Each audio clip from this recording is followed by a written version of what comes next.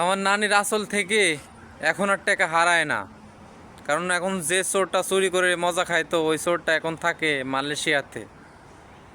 তো আসলে কথাগুলো মনে পড়ছে এই কারণে, আমি যখন ছোট আছিলাম তখন নানির আসল থেকে 2 টাকা 5 টাকা করে রাখতো। আমি সেই টাকাটা চুরি করে নিয়ে গিয়ে জলপাই কিনে খাইতাম, চানাচুর কিনে খাইতাম স্কুলে। তোমার নানি বিকালে বলতো আমার টাকাকে চুরি করছে, তাই আমি হাসতাম আর বলতাম নানি আমি তোমার টাকা নিয়ে মজা খাইছি।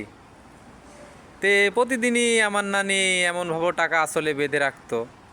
তো তখন আসলে বোঝার ক্ষমতাটা বুদ্ধিটা ছিল না যে আসলে কেন টাকাটা নানি আসলে বেঁধে রাখতো। আসলে এখন বুঝতে পারছি বড় হওয়ার পরে আমার জন্য আমার নানি টাকাটা বেঁধে রাখতো আসলে। তো সেই দিনগুলো খুব মিস করছি।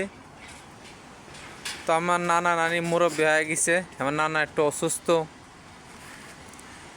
তো দেখি আল্লাহ তাআলা কবে আমাকে দেশে নিয়ে যায়। আমি খুব অল্প দিনে দেশে যাব, কারণ তাদের জন্য আমার কলিজাটা পুড়ে যায়।